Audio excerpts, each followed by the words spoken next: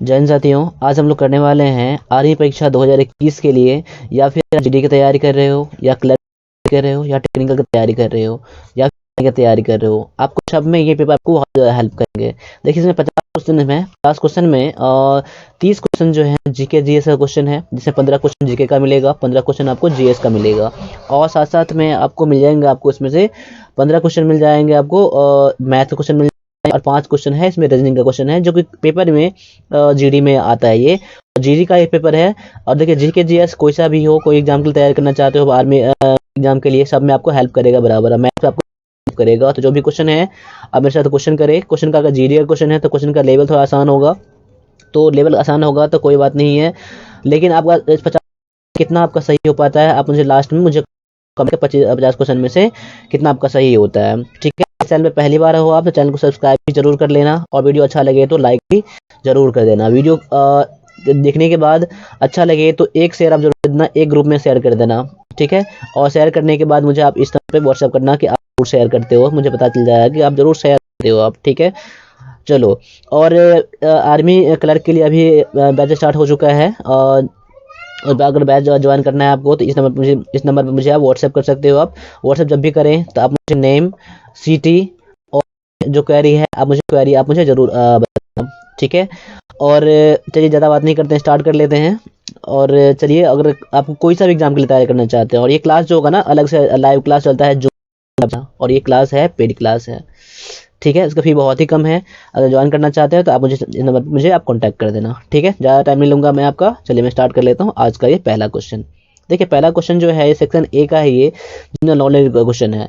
तो सबसे पहला जो क्वेश्चन है, आदि शंकराचार्य का जन्म कहाँ हुआ था? आदि शंकराचार्य का जन्म कहाँ हुआ था? इसके लिए 4 ऑप्शन है आपके पास: आंध्र प्रदेश, केरल, तमिलनाडु, कर्नाटक।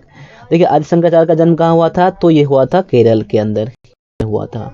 ठीक है, चलो अगला क्वेश्चन है, मिसाइल मैन किसे कहा जाता है? मिसाइल मैन किसे कहा जाता है?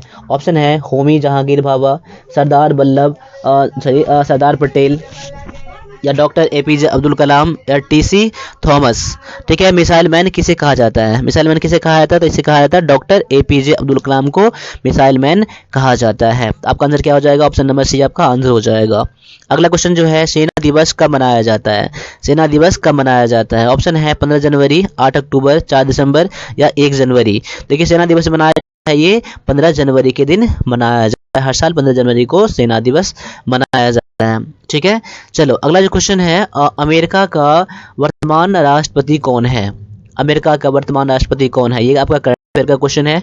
मैं आपके लिए करंट अफेयर भी आपको लाऊंगा डेली। ठीक है, और एक और चैनल है जिसमें कि आपको जीके जीएस और मैथ के क्लास मिल जाएंगे, साइंस क्लास मिल जाएंगे। चैनल का नाम है 1+ एजुकेशन। ठीक है, ये सर्च कर लेना। ठीक है, 1+ एजुकेशन। और साथ साथ में आप मेरे Facebook page 1+ defence academy, 1+ defence academy आप सर्च करना फेसबुक पर, और वहाँ पर आ जाएगा आपका अकेडमी, ये है। ठीक है, ऐसे सर्च आपको ये पेज आ जाएगा। पेज को जरूर लाइक कर। ठीक है, मैं उस पर कभी कभी अपडेट करते रहता हूँ। ठीक है, कभी कभी आपको यूट्यूब अगर प्रॉब्लम हो जाए तो मैं उस पेज पर आपको लाइव हो जाऊंगा। ठीक है, तो इसलिए आपको उस पेज को सब्सक्राइब करना जो आपके लिए जरूरी है। ठीक है, चलो अगला है, अमेरिका का वर्तमान राष्ट्रपति कौन है? ऑप्शन है Clinton, Joe Biden, Barack Obama, या डोनाल्ड ट्रंप। देखिए, डोनाल्ड ट्रंप इससे पहले थे, अभी जो हैं जो बाइडेन वर्तमान राष्ट्रपति हैं। ठीक है, करंट प्रेसिडेंट कौन है? तो जो बाइडेन अभी के करंट प्रेसिडेंट हैं। अगला है, गोदान उपन्यास के रचनाकार कौन है? गोदान उपन्यास के रचनाकार कौन है?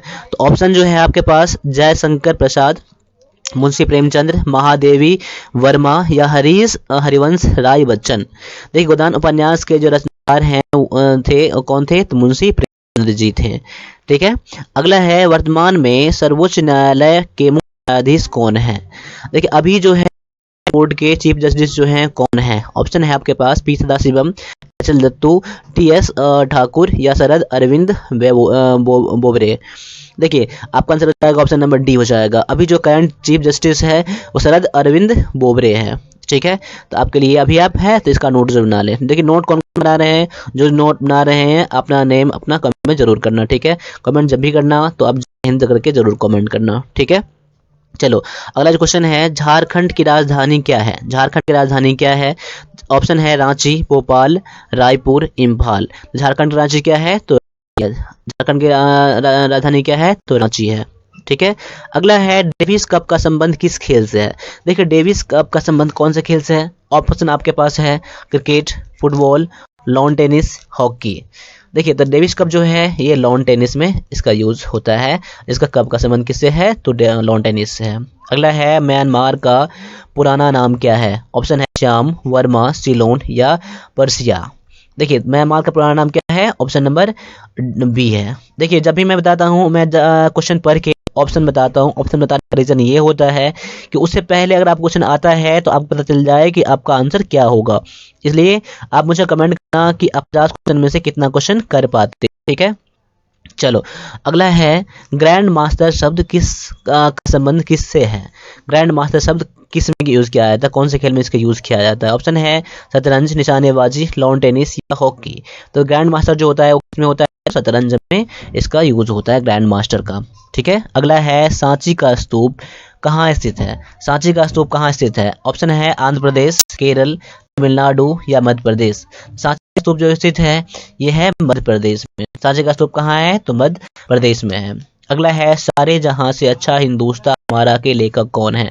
सारे जहां से अच्छा हिंदुस्तान का लेखक कौन है? ऑप्शन है भगत सिंह, मोहम्मद इकबाल, खान अब्दुल गफ्फार खां, राम प्रसाद बिस्मिल। इसका आंसर है option number B, Mohammad Iqbal. ठीक है। आप मुझे ये भी बताना कमेंट करके कि आपका एग्जाम कब है। ठीक है, एग्जाम कब है और कौन से ईआरओ में है, कहाँ सेंटर कहाँ है। ठीक है, और एग्जाम कब होने वाला है आप मुझे बता देना। ठीक है। चलो आगे बताना, परमवीर चक्र किस क्षेत्र में प्रदान किया जाता है? परमवीर चक्र किस क्षेत्र में प्रदान किया जाता है? ऑप्शन है शौर्य, खेल, सिनेमा या विज्ञान। तो परमवीर चक्र जो प्रदान किया जाता है शौर्य के लिए प्रदान किया जाता है, यानी कि सैन्य सेवा के में जो देते हैं अपना अपना बहादुरी जो करते हैं उसमें शौर्य परमवीर चक्र से उसे सम्मानित किया जाता है। देखिए तो ये होता है परमवीर चक्र जो है सैन्य सेवा में सबसे बड़ा सम्मान है, परमवीर चक्र है। ठीक है। अगला है, WTO का मुख्यालय कहाँ स्थित है? WTO का मुख्यालय कहाँ स्थित है? ऑप्शन है न्यूयॉर्क, लंदन, जेनेवा या पेरिस। देखिए सबसे पहले तो देखिए WTO का फुल फॉर्म क्या होता है? इसका होता है वर्ल्ड ट्रेड ऑर्गेनाइजेशन। ठीक है, वर्ल्ड ट्रेड ऑर्गेनाइजेशन होता है। कभी कभी आपको ये पूछ जाएगा कि WTO का पूर्ण रूप क्या है, इसका फुल फॉर्म क्या है? तो वर्ल्ड ट्रेड ऑर्गेनाइजेशन है। ठीक है। तो देखिए इसका जो हेडक्वार्टर है ये कहाँ है? तो जिनेवा में है। ठीक है, WTO का हेडक्वार्टर कहाँ है? तो जिनेवा में है। अगला ऑप्शन है, भारत के प्रथम राष्ट्रपति कौन थे? भारत के प्रथम राष्ट्रपति कौन थे? डॉक्टर राजेंद्र प्रसाद, डॉक्टर सर्वपल्ली राधाकृष्णन, जवाहरलाल नेहरू या लाल बहादुर शास्त्री। भारत के प्रथम राष्ट्रपति कौन थे? डॉक्टर राजेंद्र प्रसाद भारत प्रथम राष्ट्रपति थे। अगला जो है, मच्छरों के काटने से कौन सी बीमारी नहीं होती है? देखिए मच्छर काटने से कौन कौन से बीमारी नहीं होते हैं? ऑप्शन है मलेरिया, डेंगू, मलेरिया, जॉन्डिस। देखिए जॉन्डिस जो है मच्छर के काटने से बीमारी नहीं होता है। ठीक है, इसलिए आपका आंसर क्या हो जाएगा? ऑप्शन नंबर डी हो जाएगा। यानी कि मच्छर से काटने वाले रोग कौन कौन से हैं? मलेरिया भी मच्छर काटने से रोग होता है, मलेरिया भी और डेंगू भी हो जाता है। लेकिन आपका आंसर किस में कह रहा है? कौन सा रोग नहीं होता है? इसलिए जॉन्डिस क्या है? जॉन्डिस क्या है? तो मच्छर काटने से नहीं होता है। अगला है, नमक का सूत्र क्या है? नमक का सूत्र क्या है? NaCl, NaCl, HCl या Na2Cl। आपका आंसर क्या हो जाएगा? ऑप्शन नंबर बी हो जाएगा। नमक का सूत्र हो जाएगा नाइट्रोजन सोडियम क्लोराइड। ठीक है। अगला है, घेंघा रोग किसकी कमी से होता है? ऑप्शन है आयोडीन, प्रोटीन, विटामिन या कार्बोहाइड्रेट। देखिए घेंघा रोग जो होता है किस कमी से होता है? तो ये होता है आयोडीन की कमी से घेंघा रोग होता है। ठीक है। अगले क्वेश्चन पे आ जाओ। अगला क्वेश्चन क्या कह रहा है, रेडियम की खोज किसने की? रेडियम की खोज किसने की? ऑप्शन है रॉबर्ट क्यूरी, पियरे क्यूरी या हेनरी बैकुरल या मैडम क्यूरी। तो रेडियम की खोज ऑप्शन नंबर डी यानी कि मैडम क्यूरी की। ये क्वेश्चन है आपका जनरल साइंस का, आप कर रहे हो पार्ट बी में आपका आ रहा है, ये अपने पार्ट ए का ही है लेकिन जनरल साइंस का ये क्वेश्चन है। ठीक है। अगला है, पेनिसिलिन की खोज किसने की? पेनिसिलिन की खोज किसने की? अलेक्जेंडर फ्लेमिंग या थॉमस एल्वा एडिसन या रॉबर्ट हुक या लुइस पास्चर। देखिए पेनिसिलिन की खोज किसने की? तो अलेक्जेंडर फ्लेमिंग पेनिसिलिन की खोज की। अगला है विद्युत प्रतिरोध का मात्रक क्या है, ओम, ओम मीटर या इलेक्ट्रॉन वोल्ट। देखिए विद्युत का प्रतिरोध का मात्रक क्या है, तो ओम है, ऑप्शन आंसर हो जाएगा। ठीक है, देखिए मैं आप जो जो भी वीडियो देख रहे हैं ना, लाइक जरूर कर दो, तो बाद में लाइक करना भूल जाते हो आप, लाइक अभी कर दो। ठीक है, लाइक अभी कर दो आप। ठीक है, और वीडियो को शेयर जरूर कर देना। देखिए आपका एक शेयर हम लोगों के लिए बहुत ज़्यादा हेल्प करता है, बहुत हेल्प करता है। ठीक है, इसलिए आपका कुछ नहीं जाता है आपको शेयर करने में, आपको सब्सक्राइब करने में कुछ नहीं जाता है, इसलिए आप इसे सब्सक्राइब जरूर करें, शेयर जरूर करें, अपने दोस्तों से जरूर बताएं। और जो भी आप इम्प्रूवमेंट चाहते हैं तो आप मुझे कमेंट करके जरूर बताना कि सर आपको ये करना है, जैसे आप सजेशन देना आप, ठीक है, जो ये करना है सर हम लोगों के लिए ऐसे बेनिफिट होगा, मैं आपके लिए वो चीज जरूर करूंगा। ठीक है, चलिए अगला जो है क्वेश्चन है, लोहे का रासायनिक सूत्र क्या है, लोहे का रासायनिक सूत्र क्या है, IR, Mn या Fe या फिर Zn। चलो तो लोहे का रासायनिक सूत्र क्या है, है आयरन है। ठीक है, आप मुझे इसका बताना, इसको क्या बोलते हैं, केमिकल नेम इसका क्या है, केमिकल नेम क्या है, तो आप मुझे कमेंट करके बताना। ठीक है, जो इसका सभी का आप बताना मुझे। चलो अगला क्वेश्चन है, विटामिन सी के रासायनिक नाम क्या है, विटामिन सी का रासायनिक नाम क्या है। तो ऑप्शन है आपके पास हाइड्रोक्लोराइड क्लोरिड एसिड या एस्कॉर्बिक एसिड या सोडियम क्लोराइड या सिट्रिक एसिड। तो विटामिन सी का रासायनिक क्या है, तो एस्कॉर्बिक एसिड क्या है, इसका रासायनिक नाम है एस्कॉर्बिक एसिड विटामिन सी का। ठीक है, अगला है, रक्त में कौन सा तत्व पाया जाता है, रक्त में कौन सा तत्व पाया जाता है। ऑप्शन है लोहा, जिंक, कॉपर या मैग्नीशियम। देखिए तो रक्त में कौन सा पाया जाता है, तो लोहा पाया जाता है।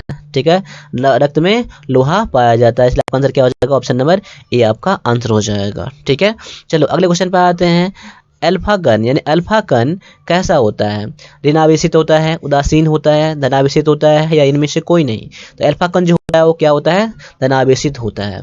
ठीक है, धनावेशित होता है, तो आपका आंसर क्या हो जाएगा, ऑप्शन नंबर सी आपका आंसर हो जाएगा। अगला क्वेश्चन है, स्वाइन फ्लू किसके फैलता है, किससे फैलता है, स्वाइन फ्लू जो होता है किसके कारण होता है, वायरस से होता है, बैक्टीरिया से होता है या फंगस से होता है या एल्गी से होता है।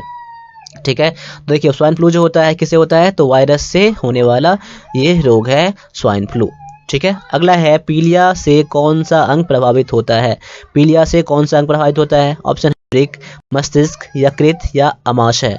देखिए पीलिया से जो प्रभावित अंग ये क्या होता है, तो यकृत होता है। तो ऑप्शन नंबर सी आपको क्या हो जाएगा, इसमें आंसर हो जाएगा। ठीक है, अगले क्वेश्चन पे आ जाओ, ध्रुव तारा किस दिशा में दिखाई देता है, ध्रुव तारा जो होता है वो किस दिशा में दिखाई देता है, पश्चिम, उत्तर, पूरब या दक्षिण। देखिए ध्रुव तारा दिखाई देता है, किस में दिखाई देता है, उत्तर में दिखाई देता है। ठीक है, चलो अगला जो क्वेश्चन है, वायुमंडलीय दाब किससे मापा जाता है, वायुमंडलीय दाब किससे मापा जाता है। ऑप्शन है फेदोमीटर, मैनोमीटर, थर्मामीटर, बैरोमीटर।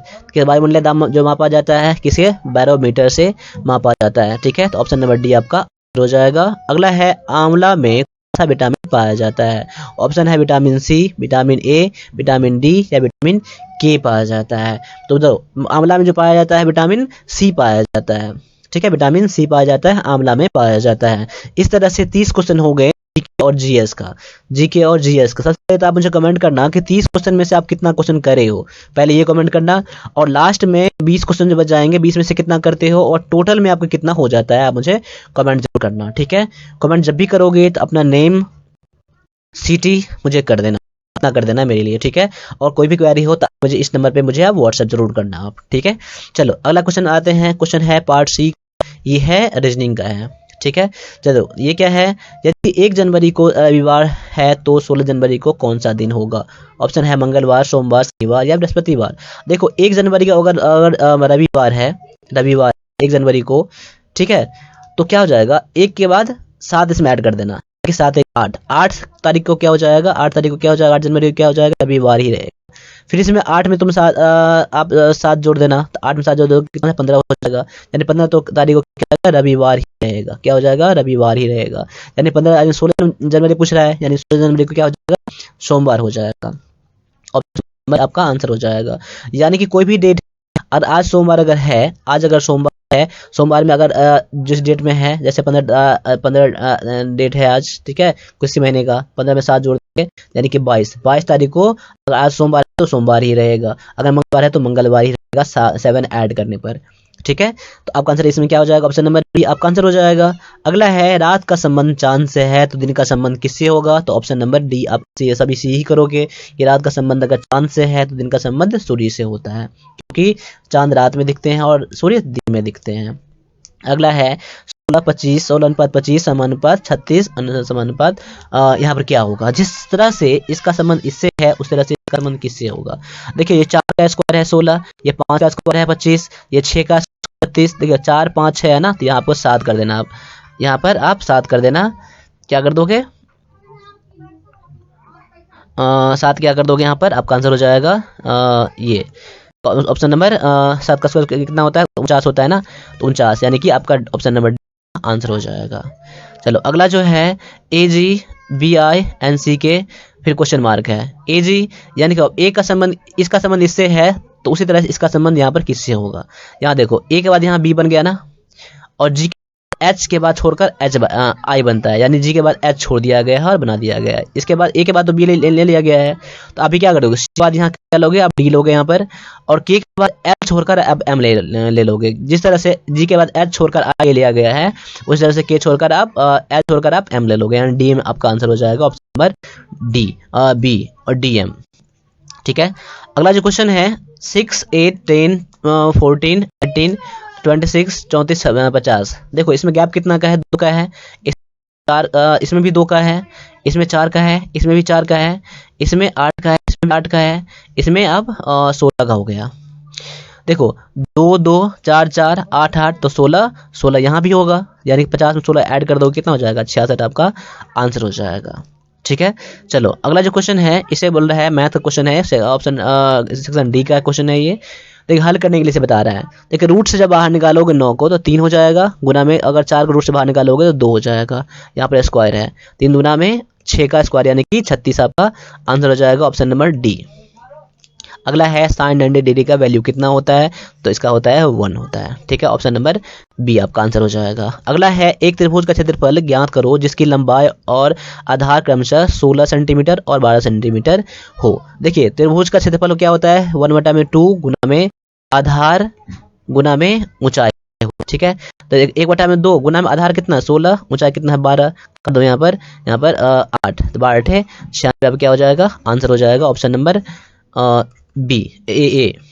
ठीक है, तो ऑप्शन नंबर ए नहीं होगा, आपका आंसर हो जाएगा ऑप्शन नंबर सी हो जाएगा। क्यों हो जाएगा, क्योंकि देखो सेंटीमीटर यहाँ भी है, सेंटीमीटर यहाँ ही है, दोनों गुना करके क्या हो जाएगा सेंटीमीटर स्क्वायर हो जाएगा, इसलिए आपका आंसर क्या दोगे ऑप्शन नंबर सी दोगे। देखो आपका यहाँ कंफ्यूजन ऐसे एग्जाम में हो जाता है यहाँ पर, तो आपका आंसर इस तरह से नहीं करना है, वर्ग सेंटीमीटर यहाँ होगा। ठीक है, 96 वर्ग सेंटीमीटर आपका आंसर हो जाएगा। ठीक है, चलो 1 मिनट रुक जाइए, अभी कुछ प्रॉब्लम यहाँ आ गया है, चलो ठीक है आ गया अब। ठीक है, चलो अगला जो क्वेश्चन है जैसे कि एक सिलेंडर जिसकी त्रिज्या 5 सेंटीमीटर है, ऊंचाई 7 सेंटीमीटर है, तो उस सिलेंडर का वॉल्यूम ज्ञात करो। देखिए सिलेंडर का वॉल्यूम यानी कि बेलन का, सिलेंडर कैसा बेलनाकार होता है ना, तो बेलन का आयतन क्या होता है पाई आर। देखो मेंसुरेशन का जितना फार्मूला है, क्षेत्रमिति का जितना फार्मूला है, फार्मूला का आप रट लो, याद कर लो, डायरेक्टली फार्मूला से क्वेश्चन आते हैं, डायरेक्टली फार्मूला भी पूछ दिए जाते हैं, इसलिए फार्मूला आपको बहुत जरूरी है।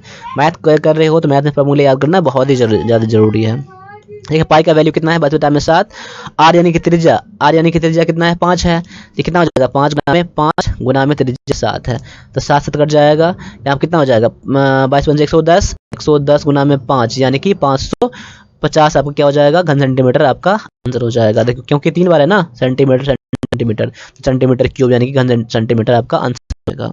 अगला है x² + 5x + 6 का गुणनखंड क्या होगा। देखो यानी कि अब देखो इन करोगे ना कितना हो जाएगा 6x² हो जाएगा। अब 6 को ऐसे 2 नंबर से गुना करो जो जोड़ने पर इतना आ जाए और गुना करने पर 6 आ जाए, यानी कि 3 और 2, 3 2 को जोड़ोगे तो 5 आ जाएगा और 3 2 गुना करोगे तो 6 आ जाएगा, यानी एक क्या हो जाएगा ऑप्शन में क्या हो जाएगा यहाँ प्लस प्लस है ना, तो प्लस प्लस वाला ही आपका आंसर हो जाएगा ऑप्शन नंबर डी में आ जाओ ऐसे, या फिर देखो आपका आंसर डी आंसर हो जाएगा। और ऐसे को ऐसे भी कर सकते हो आप कि यहाँ x² + 3x + 2x + 6, अब x कॉमन लोगे इसमें से x + 3 हो जाएगा, 2 कॉमन लोगे तो x + 2 हो जाएगा, यहाँ 3 हो जाएगा। ठीक है, तो आपका एक क्या ले लोगे आप x + 2 आप ले लोगे, x + 2 ले लोगे और एक क्या हो जाएगा x + 3 ले लोगे। ठीक है, इस तरह से आपका आंसर हो जाएगा। अगर समझ नहीं आ रहा है, मैं थोड़ा फास्ट अभी बता रहा हूँ, ठीक है, अगर समझ नहीं आ रहा है तो आप मुझे कमेंट करना, ठीक है, मैं थोड़ा अभी फास्ट बता रहा हूँ, ठीक है।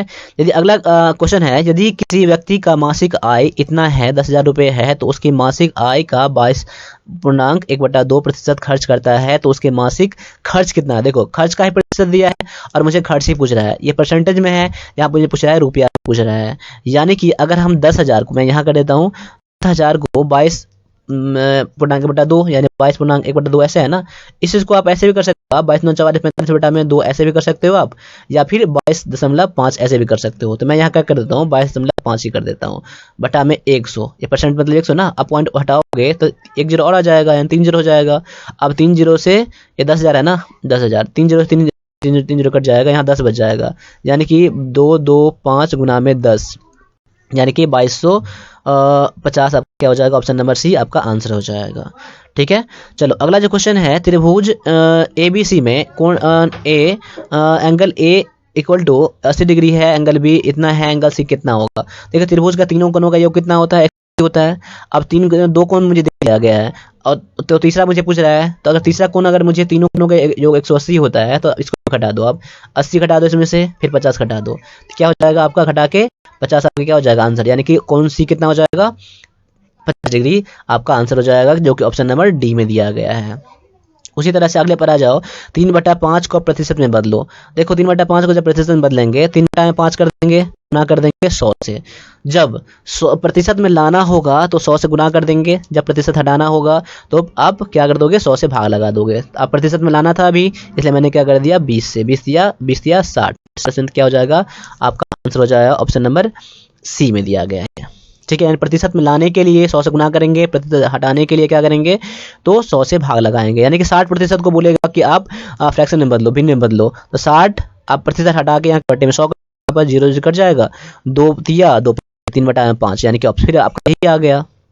ठीक है, प्रतिशत हटाने के लिए 100 से भाग और लाने के लिए 100 से गुना। अब इन दोनों का गुणन करने पर कितना आ जाएगा, देखो सेम चीज है यहाँ पर ना, एक प्लस में है एक माइनस में है, डायरेक्टली क्या करना, एक्स का स्क्वायर कर देना, इसका स्क्वायर कर देना, यानी एक्स का स्क्वायर और 3 का स्क्वायर 3 3 9 आपका आंसर हो जाएगा माइनस लगा के। वैसे भी करोगे, देखो इन दोनों का जब गुना करोगे ना, तो पहले एक्स से इसमें कर लो, एक्स से करोगे इसमें तो एक्स प्लस हो जाएगा, फिर आपका -3 यहाँ पर है, -3 से गुना करो, एक्स प्लस में गुना करो, यानी कि एक्स स्क्वायर हो जाएगा, प्लस 3x हो जाएगा, -3x हो जाएगा, और यहाँ पर प्लस माइनस 3 दिया 9 हो जाएगा, ये दोनों कट जाएगा ना, तो एक्स स्क्वायर -9 बच जाएगा, आपका आंसर हो जाएगा। ठीक है, चलो अगला जो क्वेश्चन है, यदि किसी वस्तु को 500 रुपया में खरीदा गया और उसे 300 रुपया में बेचा गया, तो बताइए उस वस्तु पर कितने प्रतिशत का लाभ या हानि हुआ। देखिए 500 में खरीदा और 300 में बेचा, यानी उसको सबसे पहले हानि ही हो गया, तो हानि कितना हो गया, पहले हानि निकाल लेंगे। हानि बराबर क्रय मूल्य घटे विक्रय मूल्य, 500 घटे में 300, यानी कि 200 रुपया क्या हो गया आपका, उसका लॉस हो गया, हानि हो गया। ठीक है, तो हानि प्रतिशत का फॉर्मूला क्या होता है, हानि बटा में क्रय मूल्य गुना में 100, यानी कि लॉस अपॉन में कॉस्ट प्राइस इनटू में 100, यानी कि लॉस से 200, क्रय मूल्य कितना है 500 गुना में 100, दोनों कट जाएगा, 500 का 20, यानी कि 40% आपका क्या हो जाएगा, इसका हानि हो जाएगा, ऑप्शन नंबर ए दिया गया है। अगला है, एक खेत में एक पंक्ति में उतने ही पेड़ लगे हुए हैं जितने की पंक्तियां हैं, तो उस खेत में अगर इतना पेड़ है तो उस एक पंक्ति में कितने पेड़ होंगे। देखो मान लो पंक्तियां कितना है, एक्स है, और और कितने पेड़ लगे हैं एक पंक्ति में, एक्स लगा है, तो दो कर देंगे कितना हो जाएगा, टोटल पेड़ हो जाएगा ना, तो 7756। ठीक है, यानी कि इसका देखो एक्स स्क्वायर कितना हो गया, तो 7756, यानी कि एक्स बराबर क्या करोगे, रूट अंडर कितना 7756 हो जाएगा, इसका स्क्वायर रूट निकाल देना, इसका वर्गमूल निकाल देना। जब इसका वर्गमूल निकालोगे ना, तो कितना हो जाएगा, 7756 यहाँ पर है, यानी देखो यहाँ पर 8 से लगाओगे तो 68 हो जाएगा, 68 64 घटा कितना हो जाएगा, 6 हो जाएगा, यहाँ 8 लगाओगे 8 8 16 हो जाएगा, यहाँ पर लगाना पड़ेगा 5 6, यानी कि अब इसमें 4 लगा के देख लो, यहाँ पर 4 से लगा यहाँ पर, तो 4 चौका 16, 4 चौका 64, 65, यानी कि 4 लग जाएगा, यानी कि 84 आपका क्या हो जाएगा, आंसर हो जाएगा। ठीक है। इसका और भी निकालने का तरीका है, मैंने पिछले क्लास में मैंने बताया था, अगर नहीं देखे हैं तो जाके देख लीजिए आप। ठीक है, ऑप्शन नंबर सी इसका आंसर हो गया। चलो अगले क्वेश्चन पे आ जाओ। अगला क्वेश्चन क्या कर रहा है, यदि 4 क्रमागत संख्याओं का योग इतना है तो सबसे छोटी संख्या ज्ञात करो। 4 क्रमागत संख्या ना, लगातार संख्या है। पहला मान लेता हूँ x है, दूसरा क्या हो जाएगा x + 1 हो जाएगा, तीसरा क्या हो जाएगा x + 3 हो जाएगा 2 हो जाएगा, चौथा क्या हो जाएगा x + 3 हो जाएगा। अब बराबर में कितना, तीनों का सभी का योग करके कितना दिया है, 286 दिया है ना, यानी कि x x x और x ऐड करोगे कितना हो जाएगा 4x, यानी कि अब 1 है 2 है और 3 को ऐड करोगे कितना हो जाएगा 3 और 3 6 हो जाएगा, यानी +6 बराबर 266, यानी 4x बराबर कितना हो जाएगा, अब इस तरफ आ जाएगा यानी घट जाएगा, इस तरफ प्लस में इस तरफ माइनस में आ जाएगा, यानी कि 260 हो जाएगा। अब 4 से काट दो, यहाँ पर 4 छक्के 24 4 पंचे, यानी x बराबर कितना आ गया, तो 65 आ गया। x का पूछ रहा था, x यानी कि सबसे छोटी संख्या था ना, इसका आपका आंसर क्या हो जाएगा, ऑप्शन नंबर डी आपका आंसर हो जाएगा। यही मुझे पूछता कि सबसे बड़ी संख्या क्या है, तो सबसे बड़ी संख्या क्या हो जाता है, x में आप क्या कर देते हैं आप, यानी कि आप 65 में आप 3 ऐड कर देते, क्या हो जाता, 68 हो जाता। ठीक है, इस पर अलग तरह क्वेश्चन पूछ लिए जाते हैं। अगला क्वेश्चन है x sin theta plus sin square theta बराबर में 1 है, तो sin cos square theta plus cos के पावर में 4 थीटा बराबर में वॉट। देखो आप देखो यहाँ पर इसको ऐसे बना लो आप, sin थीटा बराबर में इसको इस तरफ कर दोगे तो क्या हो जाएगा 1 माइनस sin स्क्वायर थीटा, यानी कि अब इसका फॉर्मूला क्या होता है, इसका फॉर्मूला क्या होता है, cos स्क्वायर थीटा फॉर्मूला होता है, अब इतना sin थीटा यहाँ है ही, यानी कि sin थीटा बराबर में कितना हो जाएगा, cos स्क्वायर थीटा हो जाएगा। समझ में आ रहा है ना। तो अब देखो, अब cos स्क्वायर थीटा की जगह पर क्या कर दो, अब sin स्क्वायर थीटा फिल कर दो, देखो इसके यहाँ फिल करोगे तो क्या हो जाएगा, यहाँ पर हो जाएगा sin हो जाएगा यहाँ पर। अब यहाँ पर देखिए, यहाँ पर cos 4 है ना, यहाँ पर तो cos 4 है, यहाँ पर क्या बच जाएगा, यहाँ sin यहाँ फिर करोगे तो यहाँ पे स्क्वायर हो जाएगा। मैं इसको यहाँ कर देता हूँ कि cos स्क्वायर थीटा बराबर में तो sin थीटा हो ही गया, तो sin थीटा यहाँ हो गया। ठीक है, प्लस में cos के पावर में 4 है ना, cos इसको ऐसे भी कर सकते हो आप, cos square theta upon power में स्क्वायर, यानी इसका वैल्यू कितना है, sin है ना, तो sin थीटा तो यहाँ ही हो ही जाएगा, इसके पावर में स्क्वायर है तो स्क्वायर कर दो यहाँ पर। ठीक है, थीटा बराबर में 1, अब इसका वैल्यू कितना आ गया, इसका वैल्यू कितना आ गया, इसका वैल्यू आ गया 1, ये दिया ही है मुझे यहाँ पर, इसलिए आपका आंसर क्या हो जाएगा, ऑप्शन नंबर बी आपका आंसर हो जाएगा। ठीक है, अगला क्वेश्चन है, यदि किसी साइकिल के पहिए की त्रिज्या 14 सेंटीमीटर है तो 10 चक्कर लगाने में कितना दूरी तय करेगा। इस पर मैंने क्वेश्चन बता दिया है दो बार, और अगर नहीं देखे हैं पिछला वीडियो तो जाकर देख लीजिए आप। ठीक है, पहले देख लीजिए एक बार में पहिया कितना घूमेगा, तो 2πr घूमेगा ना, इसका परिधि के बारे में घूमेगा, इतना घूमेगा ना, तो देखियो, तो इसमें 2πr दिया है, यानी कि 2 इंटू में 22/7, गुना में आर की वैल्यू कितना है 14 है ना, तो काट दो, 7 गुना में 14, 2 दूना 4 यानी 2288, यानी 88 सेंटीमीटर एक बार में घूमेगा, तो 10 चक्कर में कितना घूमेगा, तो 10 बार 10 से कर दो आप, यानी कि 880 सेंटीमीटर घूमेगा। ठीक है, इतना दूरी तय करेगा अगर 10 बार घूमेगा तो। ठीक है, चलो अगला जो क्वेश्चन है, अब इतना का आपको मान निकालना है, यानी 3 के पावर में 4 है, यानी कि 3 गुना में 3 गुना 3 4 बार है, अब भागा है तो भागा नीचे कर दो, अब 9 गुना में इसका स्क्वायर करोगे कितना हो जाएगा, 3 हो जाएगा ना, 3 हो जाएगा, 3 3 9 9 9 कट जाएगा, 3 से 3 कट जाएगा, यानी ऑप्शन नंबर ए आपका आंसर हो जाएगा। ठीक है, तो आज के लिए 50 क्वेश्चन था, 50 क्वेश्चन में कितने क्वेश्चन आपके सही हुए हैं आप मुझे बताना। ठीक है, अगर कोई भी क्वेरी रह जाता है तो मुझे इस नंबर पर मुझे आप व्हाट्सएप जरूर कर देना। ठीक है, तो मिलेंगे अगले क्लास में, तब तक के लिए जय हिंद।